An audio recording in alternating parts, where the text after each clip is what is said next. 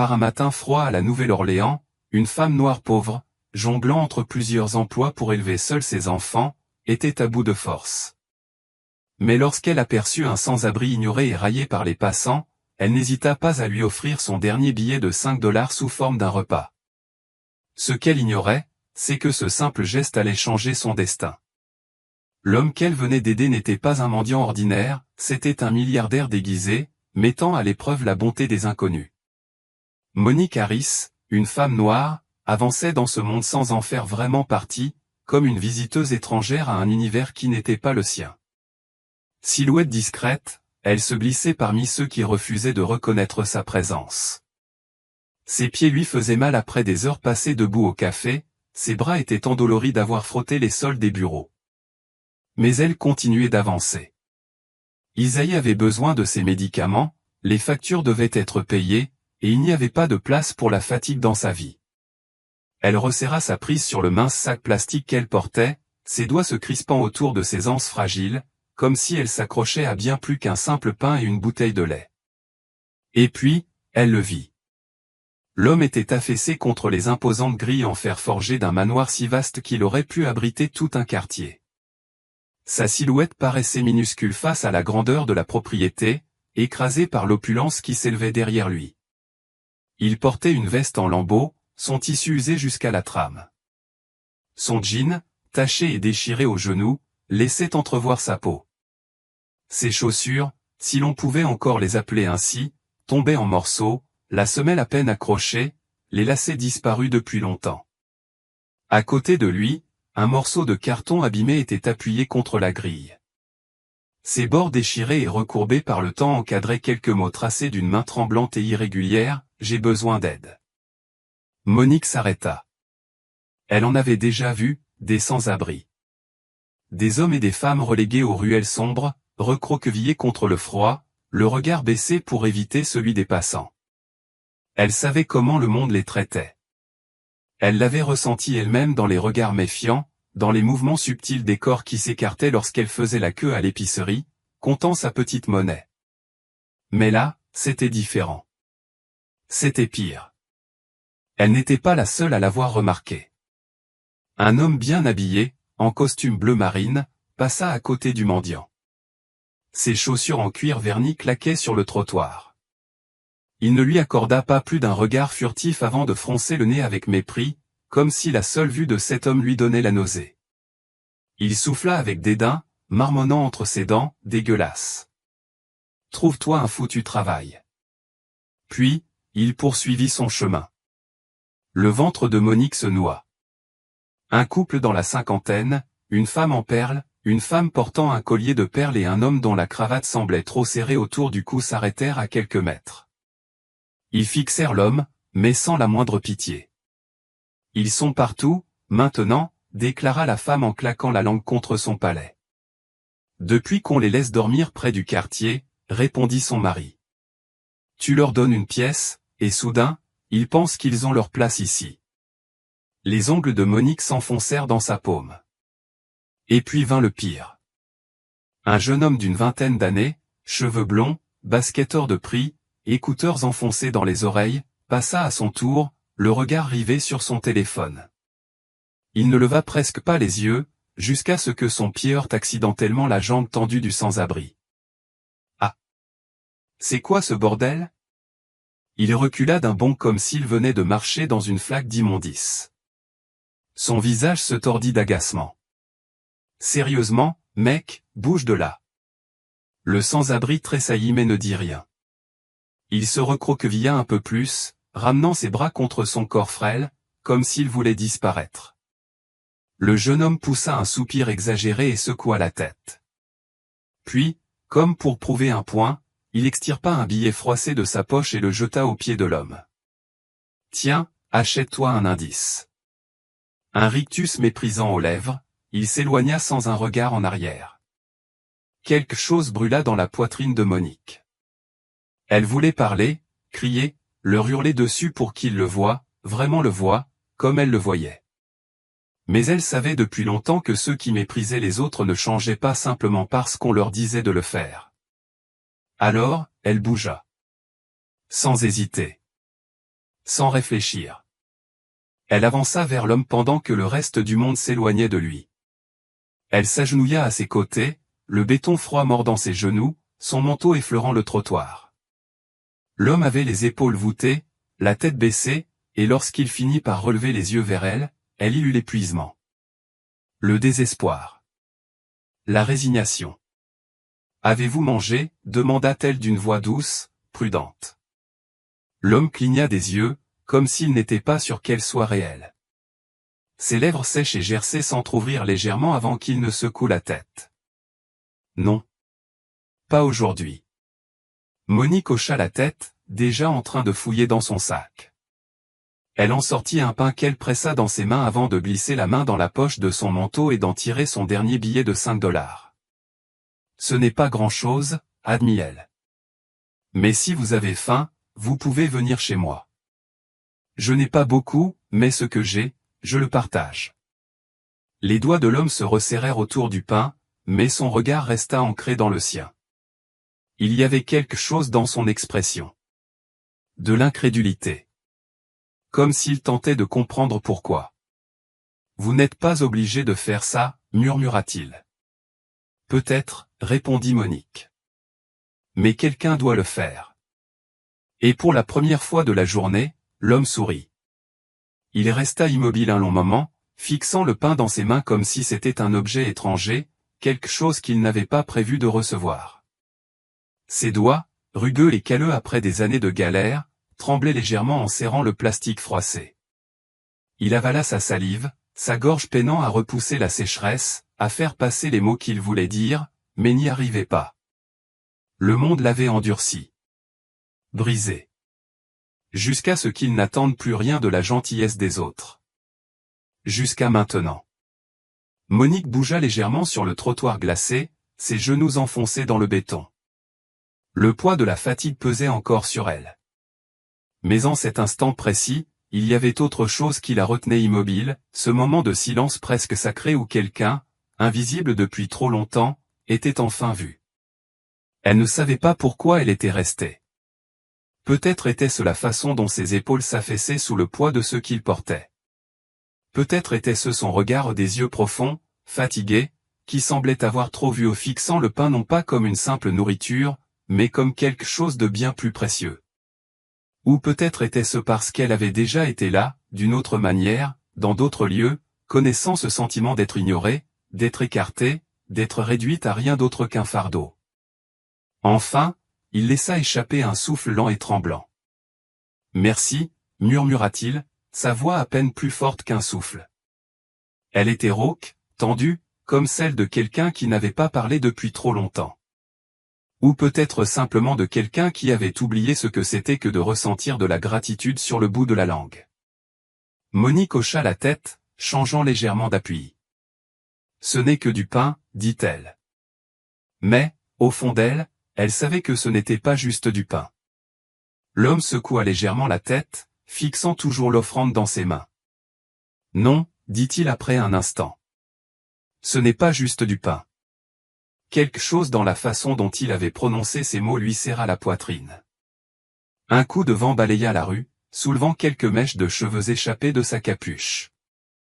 La ville continuait de bouger autour d'eux, indifférente. Les passants défilaient, trop absorbés par leur propre monde pour remarquer ce qui se passait sur le trottoir. Un couple jeta un regard furtif dans leur direction avant de détourner les yeux, refusant de s'impliquer dans quelque chose qu'ils ne comprenaient pas ou qu'ils ne voulaient pas comprendre. Monique observa l'homme encore un instant avant de briser de nouveau le silence. « Comment tu t'appelles » Il hésita. Elle vit le moment où il envisagea de mentir, de lui donner un faux nom, quelque chose de facile à oublier. Mais après une pause, il expira lentement, comme s'il abandonnait quelque chose d'invisible. « Grégoire, dit-il enfin. » Monique hocha la tête. « Moi, c'est Monique. » Grégoire la fixa une seconde, son regard ancré au sien d'une manière presque troublante. Pas parce qu'il était intrusif, mais parce que c'était rare. Rare que quelqu'un la regarde vraiment. Rare que quelqu'un la reconnaisse. Elle baissa les yeux vers ses mains, vers le pain qu'il n'avait toujours pas ouvert, et une étrange douleur lui serra la poitrine. « Ça fait longtemps que tu es ici ?» Un rire sans joie lui échappa, un son rauque comme du gravier. « Assez longtemps, marmonna-t-il. » Cette réponse ne lui suffisait pas. Elle voulait en savoir plus. Savoir comment il en était arrivé là, ce qui s'était passé. Savoir s'il y avait encore quelqu'un, quelque part, qui pensait à lui, qui se souciait encore de savoir s'il vivait ou non. Mais elle avait appris, il y a longtemps, que certaines questions étaient trop lourdes à poser. Que certaines blessures étaient trop profondes pour être ouvertes par une inconnue sur un trottoir. Alors, à la place, elle posa la question qui lui trottait dans la tête depuis qu'elle l'avait vu. « Pourquoi les gens te traitent comme ça ?» Grégoire ne réagit pas tout de suite. Il resta simplement assis là, le pain désormais posé sur ses genoux, ses doigts effleurant distraitement les plis du plastique. Puis il expira, lentement, épuisé, ses épaules s'affaissant un peu plus. « Parce que c'est plus facile, dit-il finalement. Parce que quand il voit quelqu'un comme moi, il voit un problème, une nuisance. Quelque chose qu'il préfère éviter plutôt que d'affronter. » La mâchoire de Monique se serra. Elle savait qu'il avait raison. Il laissa échapper un rire bref, amer, secouant la tête. « Je les observe, tu sais. Ces gens qui passent. La façon dont ils me regardent. Comme si je n'étais rien. Comme si je méritais d'être là. Comme si j'avais forcément fait quelque chose pour finir comme ça. Et peut-être que ça les rassure. Peut-être que ça leur donne l'impression d'être à l'abri. » Monique comprenait exactement ce qu'il voulait dire. Les gens avaient besoin de raisons pour expliquer la souffrance des autres. C'était plus facile comme ça. Plus facile de croire que quelqu'un méritait son malheur. Qu'il l'avait provoqué. Ça rendait le monde moins effrayant. Ça leur donnait l'illusion que, tant qu'il faisait tout, comme il faut, il ne finirait jamais comme lui. Grégoire secoua encore la tête, son expression indéchiffrable. « Il ne me voit pas comme une personne, murmura-t-il. Juste une chose de plus à ignorer. » Les doigts de Monique se crispèrent sur la manche de son manteau. Elle aurait dû y être habituée, à force. Elle savait à quel point le monde pouvait être cruel. Mieux que la plupart des gens. Mais ça ne voulait pas dire qu'elle trouvait ça acceptable. « Tu te trompes, dit-elle après un silence. Grégoire tourna la tête vers elle, les sourcils légèrement froncés. Monique soutint son regard, sans ciller. « Moi, je te vois. » Et c'était vrai. Elle ne voyait pas seulement un homme en haillons. Pas seulement un mendiant sur un trottoir. Elle voyait un être humain. Un homme avec une histoire. Un homme qui, un jour, avait eu un nom qui comptait. Un homme qui avait eu des rêves avant que la vie ne les lui arrache. Grégoire la fixa longuement. Quelque chose passa dans son regard. Quelque chose d'indécis. Quelque chose d'infiniment fragile. Presque de l'espoir. Mais il n'était pas encore prêt à y croire. Monique baissa les yeux vers le sac en plastique posé sur ses genoux, puis les releva vers lui. « Tu comptes le manger, ou ?» Il aurait pu le fixer toute la journée. Le coin de sa bouche se releva en un imperceptible sourire. Ce n'était pas grand-chose, mais c'était déjà quelque chose. Finalement, Grégoire déchira le pain, en cassa un morceau et le porta à sa bouche. Monique expira lentement, réalisant qu'elle retenait son souffle. Autour d'eux, le monde continuait de bouger, les voitures passaient, les passants marchaient, des conversations bourdonnaient en arrière-plan. Mais pendant un instant, au cœur de tout ce tumulte, il y eut un moment de silence. Et pour la première fois depuis longtemps, Grégoire n'était plus invisible. Le vent s'était levé, emportant avec lui le bourdonnement lointain de la ville, le rythme impatient des klaxons, les rires étouffés des piétons emmitouflés dans leurs écharpes et leurs manteaux épais, le bruit sourd d'un camion de livraison cahotant sur l'asphalte irrégulier. Mais ici, sur ce bout de trottoir glacé, coincé entre des demeures imposantes et des grilles en fer forgé, il n'y avait que du silence. Monique se tassa légèrement sur elle-même, croisant les bras pour se réchauffer. Le froid s'infiltrait, traversant son manteau, mais elle n'y prêtait guère attention, l'esprit trop encombré. Grégoire n'avait pratiquement pas touché au billet de 5 $ qu'elle lui avait tendu. Il le tenait dans sa paume, son pouce effleurant distraitement ses bords usés, comme si ce simple bout de papier pesait plus lourd qu'il n'aurait dû. Il ne le glissa pas dans sa poche, se contentant de le fixer, comme s'il s'agissait d'un objet étranger, quelque chose dont il n'était pas certain qu'il lui appartienne. Monique laissa échapper un souffle lent, observant sa respiration se condenser dans l'air froid du matin. « Je comprends, tu sais, dit-elle enfin. » Grégoire leva les yeux vers elle, ses prunelles sombres pleines de prudence. « Comprendre quoi ?» Elle hésita, haussa les épaules. « Être coincé. » Grégoire l'étudia un instant avant de détourner le regard. Il s'adossa à la grille en fer et expira longuement. « Ouais. » Monique hocha la tête, serrant un peu plus les manches de son manteau. « Mon mari est mort il y a 2 ans. Crise cardiaque. Pas de signe avant-coureur, rien. Une minute, il était là, et la suivante, il ne l'était plus. » Elle avala avec peine, baissant les yeux sur ses mains.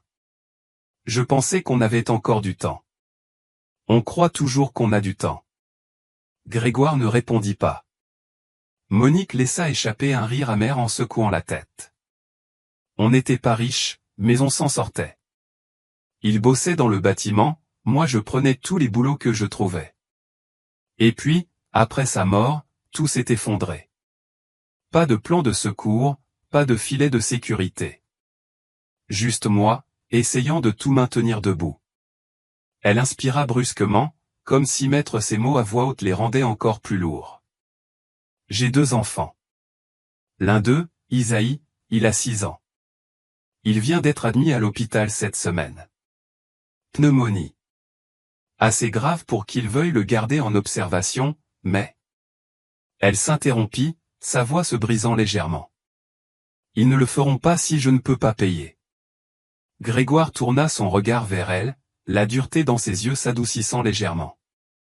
Monique força un sourire, fragile. « 3 boulots. C'est ce qu'il faut pour garder un toit au-dessus de nos têtes, mettre de la nourriture sur la table. Et même ça, ce n'est pas suffisant. » Grégoire expira lentement, secouant la tête. « Et les gens disent que la pauvreté est un choix. » Monique eut un rire bref, sans joie. « Ouais.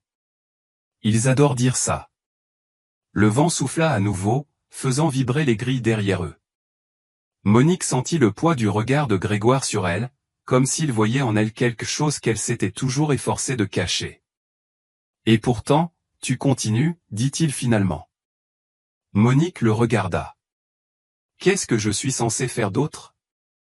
Il inclina légèrement la tête en l'observant, puis laissa échapper un petit soupir avant de se redresser, roulant des épaules comme s'il chassait quelque chose d'invisible. Ses doigts se crispèrent autour du billet de 5 $ avant qu'il ne le plie lentement et le glisse dans sa poche. « J'ai de l'argent, dit-il. » Monique cligna des yeux, désorientée. Elle laissa échapper un petit rire sec. « Quoi ?» Grégoire expira profondément, comme s'il se préparait. Il la regarda alors franchement, ses yeux sombres fixés sur elle, immobile. « Je ne suis pas sans abri, pas vraiment. » L'estomac de Monique se serra. Grégoire se redressa, posant ses mains sur ses genoux. « Je m'appelle Grégoire Kensington, dit-il d'une voix posée, maîtrisée.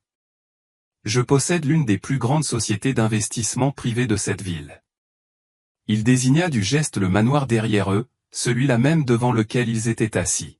« Cette maison, c'est la mienne. » Un silence.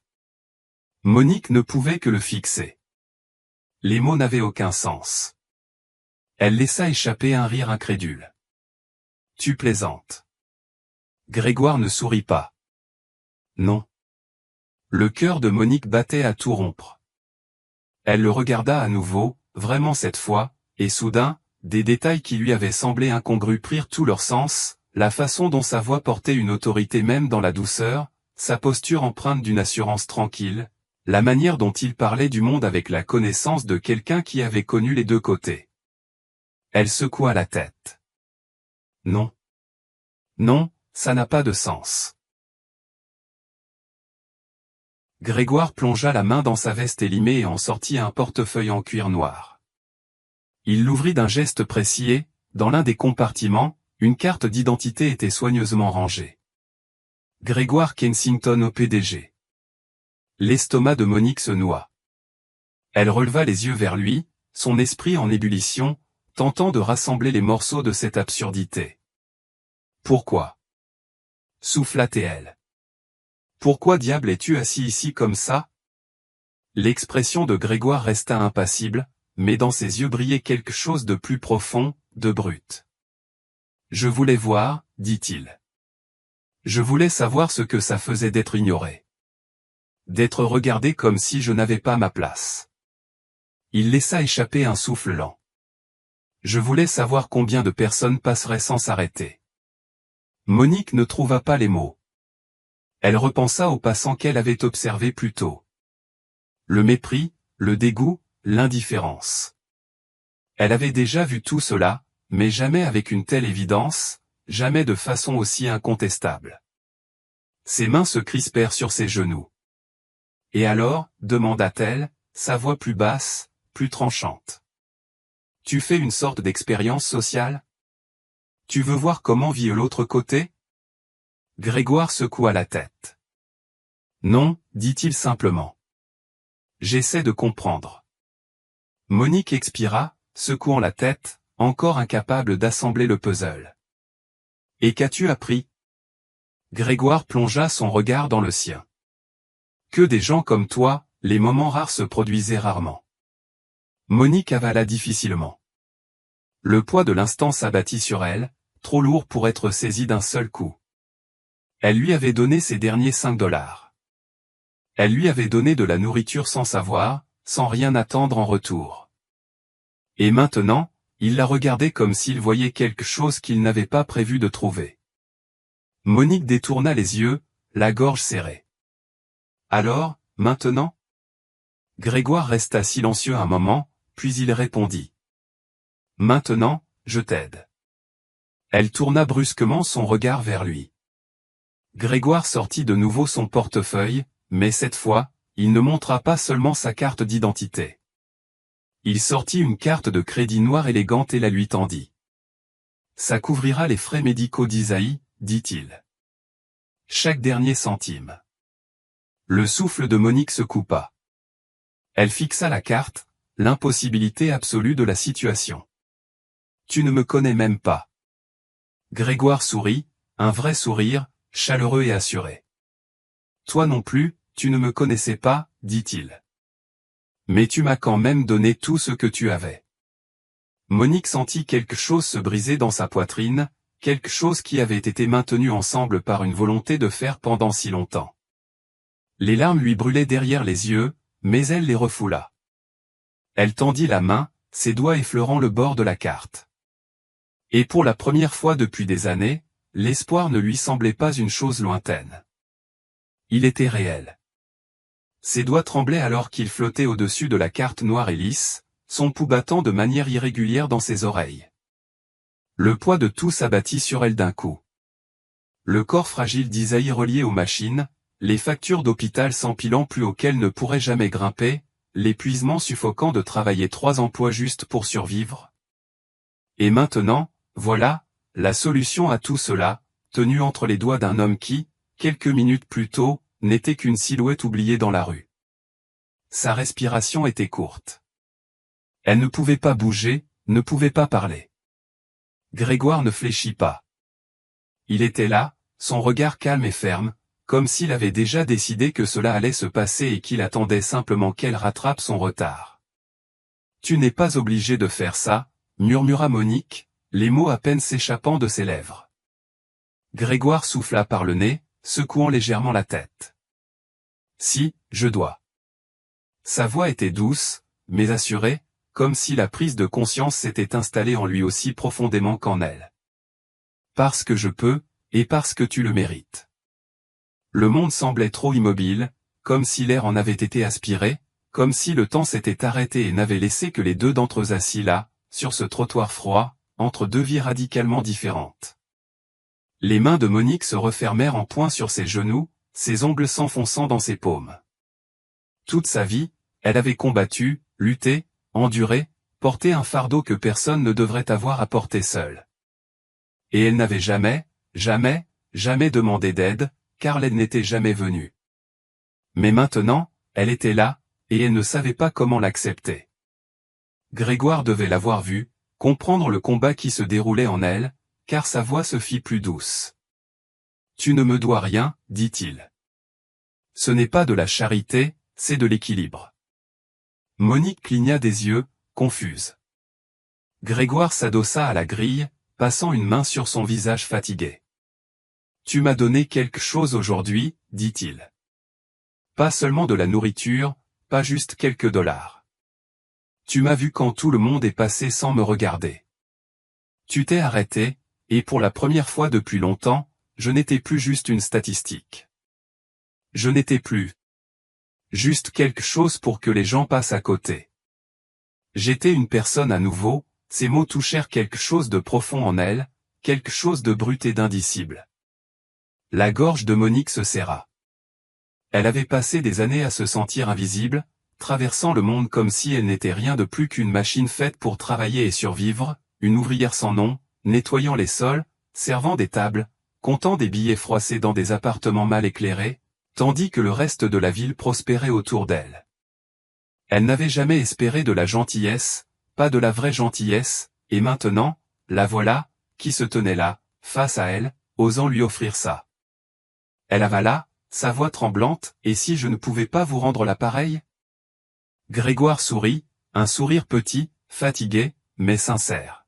« Alors ne le fais pas, dit-il en haussant les épaules. Fais-le d'une autre manière, aide quelqu'un d'autre, change la vie de quelqu'un comme tu viens de changer la mienne. » Il expira, baissant les yeux sur ses mains.